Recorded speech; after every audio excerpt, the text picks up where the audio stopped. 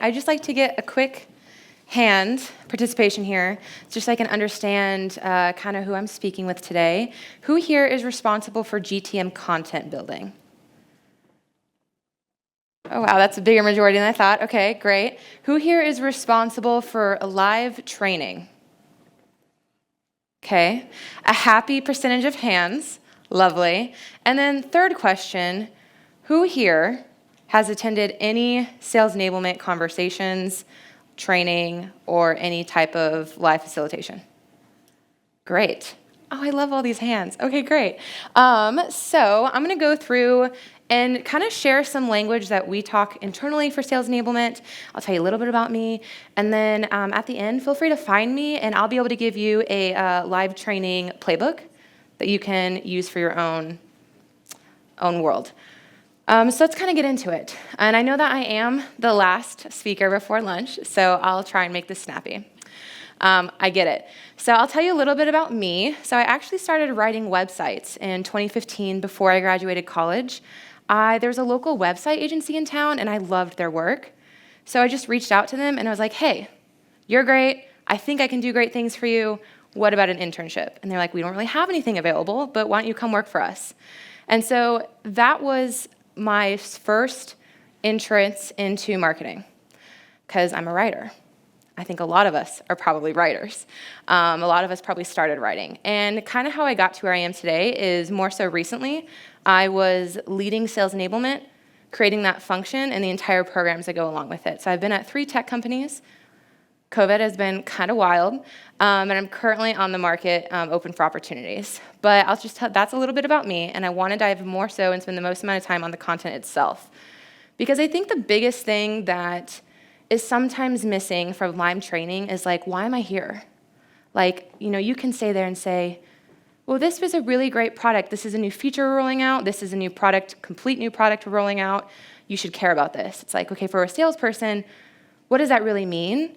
And for some salespeople, I think we all know that everyone on our sales team is completely different. They've been selling maybe different backgrounds, different industries. Maybe you have someone that's been selling for 20 plus years, and then someone on the same team, same segment, same ICP, they've only been selling for 5. Maybe they're an internal promotion from a BDR or an SDR. Regardless of the seller, we need to make sure that we're telling them why they're here and kind of what's in it for them. And you can say that however, some people say, a lot of us say what's in it for you.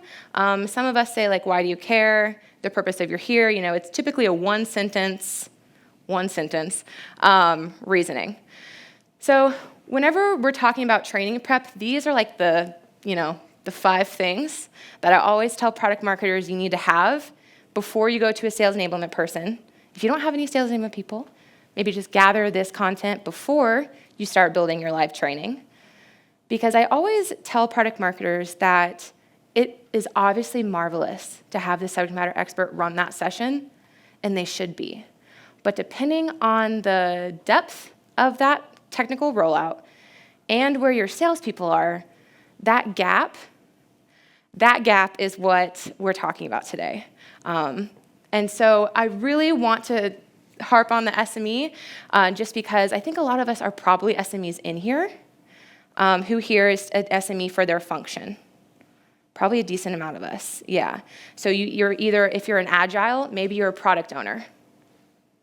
The product owner is usually the one who is probably involved in these live facilitations for the sales team.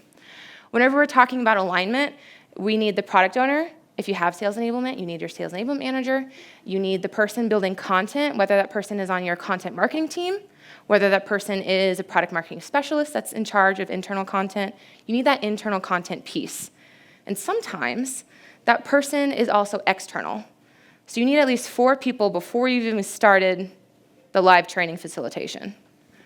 And so whenever we talk about centralized trainings, of course it would be ideal if you had one platform where all of this training could live. Some of us use a Google Drive as the source of truth. Some of us are a little bit more lucky and have a solution like Showpad, Seismic, or HighSpot. But some of us don't. And so I don't think there's any right or wrong way to house your internal content, just as long as there's a content governance that tells whoever is managing that the SME, the people on the table, and the stakeholders and kind of what's in it for the seller. So as I mentioned, it depends on team. And then, of course, point of contact and continued support. I strongly believe that we probably shouldn't be pushing out training if there isn't continued support. I know that we just talked about Gong, and we talked about the power of call recording. Retweet to call recording, couldn't say that enough. But whenever a seller has a question of maybe something, it's a new feature you guys rolled out. Maybe it's, man, our positioning changed because the market changed. Okay, well, maybe the dog ran, but now the dog runs fast. And we need to make sure that we're continuously providing that support to sellers so we can ensure that that alignment is there. And so the sellers aren't overselling. I think that's an easy thing for sellers to get into as well, because they just get so excited about product. We want to make sure that we're selling the newest feature and the best feature to the customer. Obviously, that's why we buy things. So strategy overview. I'm just going to go over this super fast.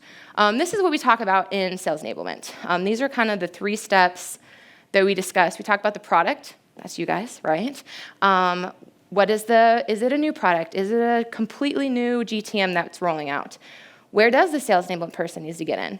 So what is that product? And essentially, who is that for?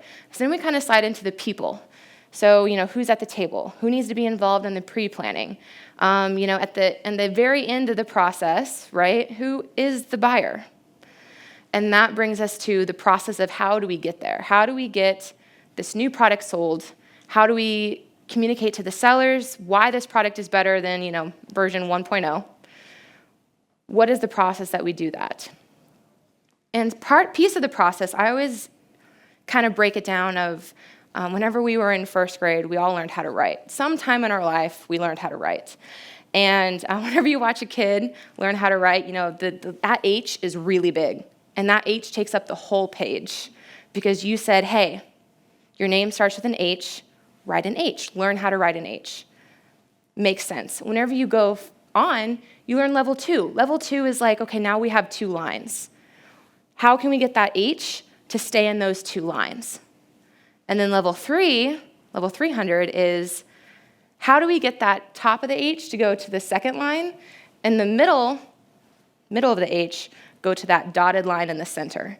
And that is kind of what we talk about. Oops, sorry, I went too fast.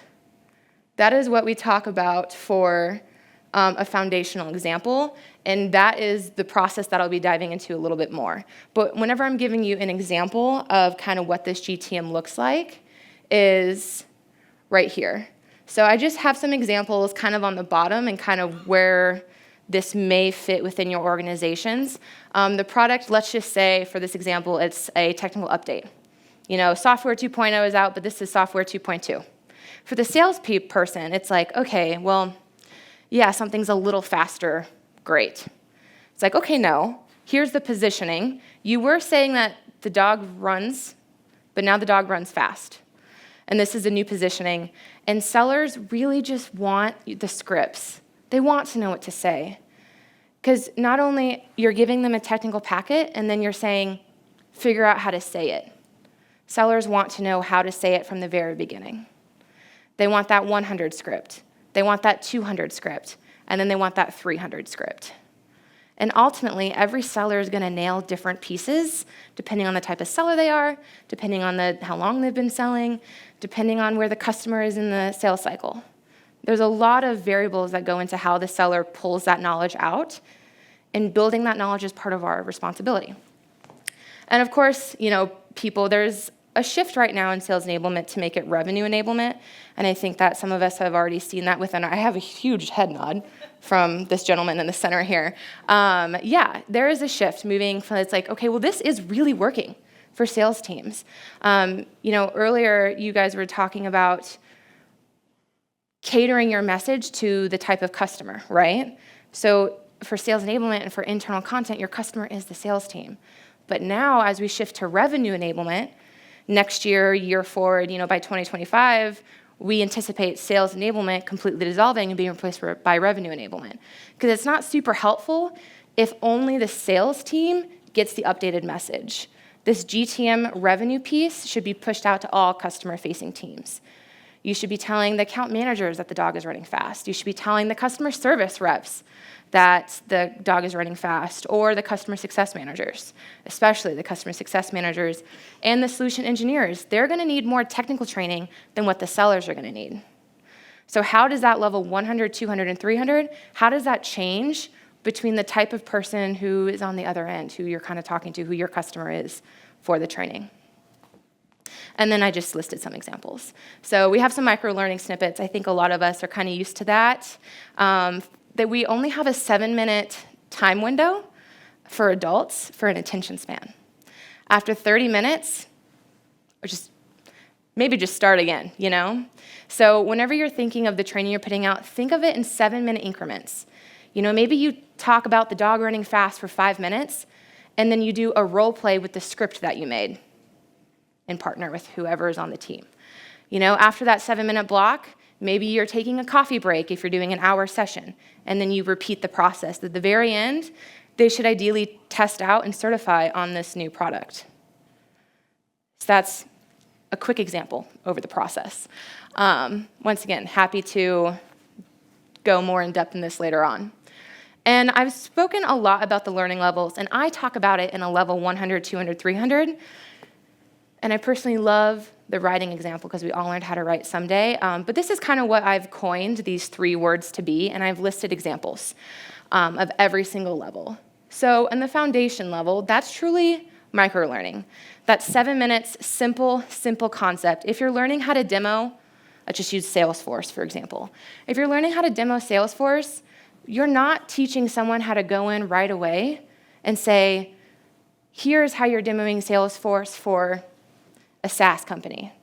Here's how you're doing it for finance, right? You teach the sales rep, here is this product, and inside this product, here are the 3 things you need to click in order to quickly demo this product. That's a micro example. Whenever you go down to level 200 and you think about, okay, so level 200, that's truly like, we're actually building something here. We have a live training. Maybe it's 30 minutes. Maybe it's an hour. Maybe it's, you know, whatever makes sense for that team, whatever makes sense for that segment, whatever makes sense for your customer success managers versus your account managers versus your pre-sales team. And then 300 is truly educational. This is where I would classify the end of your GTM training. Throughout the entire GTM, you're looking at different levels of training, different types of content, different types of leveled learning, different attention spans, different places within the sales cycle. And 300 is whenever you reach the, okay, we have everything built for this feature A, and we have it housed on a content governance system, whether that be a Google Drive, if you don't have budget, or if you're lucky enough to have something like HighSpot. It is housed somewhere, it is backed up somewhere. We can easily access and update the original files. And then that is a fully built out educational GTM process whenever you're able to say we have level 100, 200, and 300 for all revenue teams who are customer facing. Okay, I know I just went through that really fast because I really do want to respect everyone's time and get everyone out for lunch. But I am open for questions. I'm happy to talk about sales enablement or some other things that you would need in order to prepare the sales team.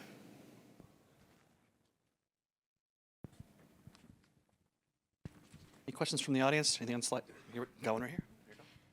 How do you deal with high levels of turnover on the sales team and ensuring that people are like ready as quickly as possible and enabled kind of from day one? Yeah, I think the biggest thing for day one, especially over the past 2 years, is making sure that onboarding is tight-knit. And if you don't have the bandwidth for onboarding, it's saying, I am a product owner, if you use Agile, I'm a product owner of a product.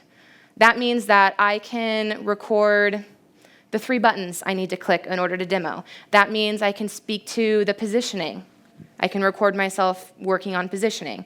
And I can send that to either someone who is in charge of content for the product marketing team or someone who's in charge of content for the sales enablement team. One way especially that I found that helps with ramp is truly understanding where the rep comes in at. So we do first level intake tests for every training. It's a simple 3-question in the beginning of the Zoom poll or the beginning of an LMS. And then it says, where are you at today? Let's say that you're talking about demoing Salesforce Lightning. Do you know anything about Salesforce Lightning? Do you know what the outcome of Salesforce Lightning is? And then why would somebody want to buy Salesforce Lightning? And then by the end, if your sales rep, account manager, whomever cannot answer those 3 questions, that is a bigger diving down into seeing where onboarding may have failed them in that regard. So we do a lot of testing throughout onboarding and throughout a new product experience. Got some Slido questions too. There seems to be a mix, so I won't make you answer Michelle's questions unless you're up for it. Any recommendations on implementing a certification program for product training? Of course. My personal favorite for product trainings is actually just level 100 and 300. I know that I kind of skipped 2, but I truly believe that if you are able to answer, you're able to say the dog is running fast. Okay, why is the dog running fast? That's the 3. Sales reps can usually fill in that level 2 of like situational information, typically based on ICPs. So a buyer is coming in, let's just say from finance, and they're looking for ABC, and they're more so interested in product A because of ABC.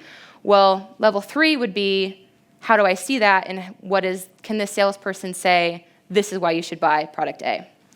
And whenever you're thinking of certifications, I mentioned the Zoom question earlier.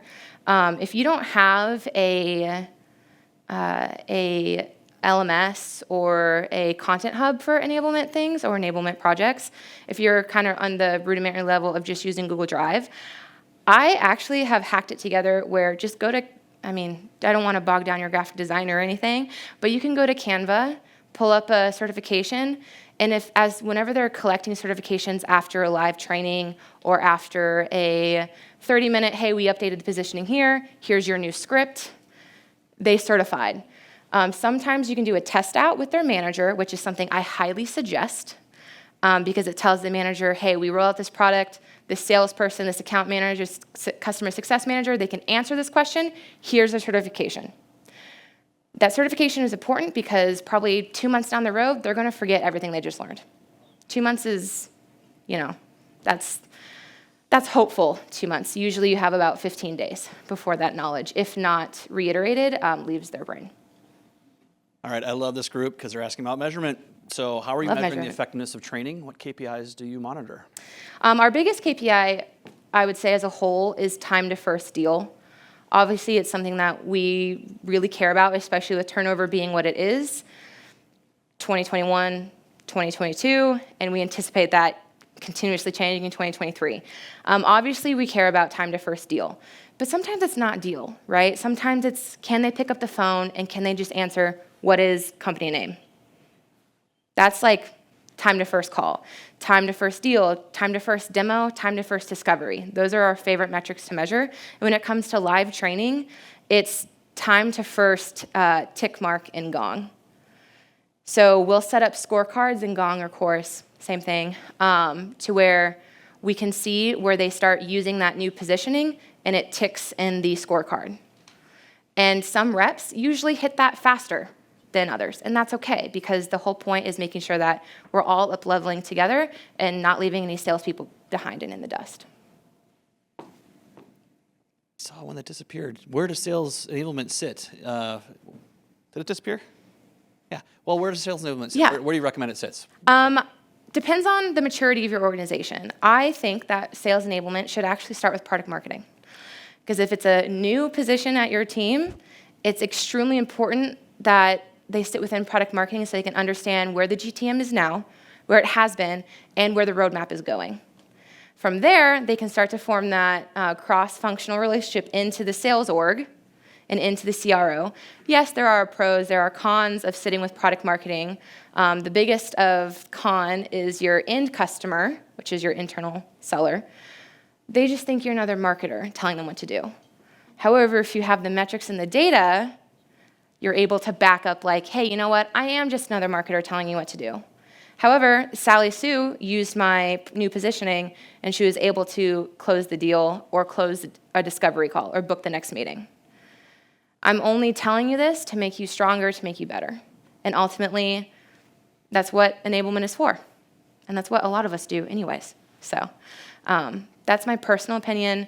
I know that a lot of sales enablement at more mature functions sit under the CRO or eventually report up into the CRO.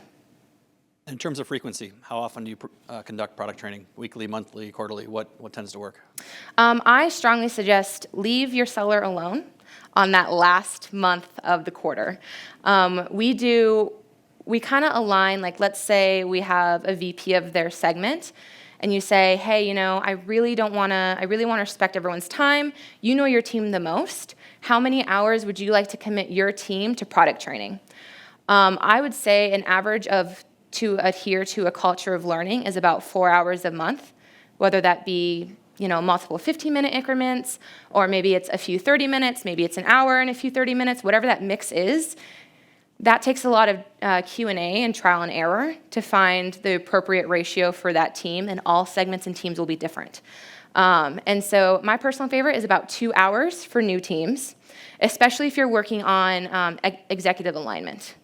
Because then you can say, here's a 15-minute training, here's your certification. Here's an hour training, this is a really big new product, here's your certification. At the end of the month, let's just say a seller is only able to get 3 out of 4 certifications. Let's figure out where or how we can get you that content with you and your manager. Right, and in terms of feedback loops, ongoing with sales, what's your best practice there, and what have you seen work well? Best practice is, if you do not have gong or chorus, I strongly suggest, and I know it was just said before me, to sit down with the sellers. So you can either host, I would say monthly. I wouldn't suggest any more than monthly. Ideally 2 weeks, but monthly is probably bandwidth-wise. Monthly hours, or 30 minutes, office hours, of sellers can come in and say, I am having troubles creating an opportunity or converting a lead to an opportunity. Okay, well, that means that we probably need training on that, which is probably more rev ops. But it sounds like that is something that we need to deal with. Or on the product side, it's like, I'm actually having a really hard time speaking to the new product launch, that you guys dropped 2 months ago. 1, how am I just finding out about this 2 months ago? And then 2, what can we do together so we can help you better position, so whenever you're face-to-face with a customer, client, whomever, that you're speaking to this with value instead of just technical. That sounds awesome. Well, why don't we end there? Yeah. Thank you for a great session. Thanks, guys. Appreciate it. And then